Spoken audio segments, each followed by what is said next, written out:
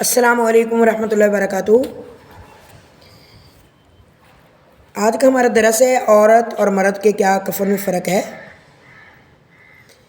یہ بھی بہت اہم مسئلہ ہے۔ ان عائشہ رضی اللہ تعالی عنہا ان رسول اللہ صلی اللہ علیہ وسلم کفنا فی ثلاث اثواب بیض سہولیۃ لیس فیہا قمیص ولا امامہ۔ ام المومنین عائشہ رضی اللہ تعالی عنہا سے روایت ہے،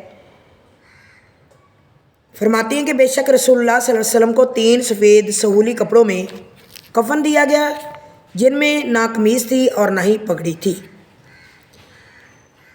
مقصد اس حدیث کا یہ ہے، نمبر 1، مرد اور عورت کو غسل دینے کا ایک ہی طریقہ ہے، اس میں کوئی فرق نہیں۔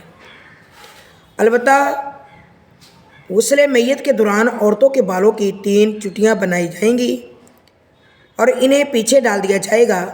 نمبر 2، مرد عورت کے کفن کا بعض لوگ فرق کرتے ہیں کہ عورت کے لیے 5 کپڑے ضروری قرار دیتے ہیں، لیکن ایسا کسی صحیح حدیث سے ثابت نہیں ہے۔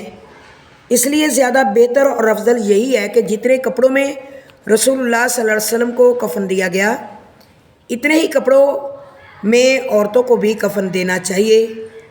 واللہ عالم۔ نمبر 3،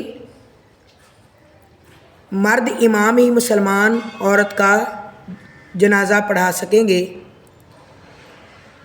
عورتوں کو جنازے کے پیچھے چلنے سے منع کیا گیا ہے۔ البتہ کسی مسجد میں جنازہ آ جائے جہاں خواتین اپنی نماز کے لیے آئی ہوئی ہوں تو پھر اس جنازے میں وہ شرکت کر سکتی ہے، جیسا کہ حرم پاک کے اندر جائیں تو وہاں بھی جنازے آتے ہیں تو وہ ہمیں پڑھ لینے چاہیے، اور مسجد نبوی کے اندر اکثر ہر نماز کے ساتھ جنازے آتے ہیں تو وہ بھی ہمیں پڑھ لینے چاہیے۔ یعنی عورت کا بھی مرد ہی پڑھائے گا اور مردوں کا بھی جنازہ مرد ہی پڑھائے گا۔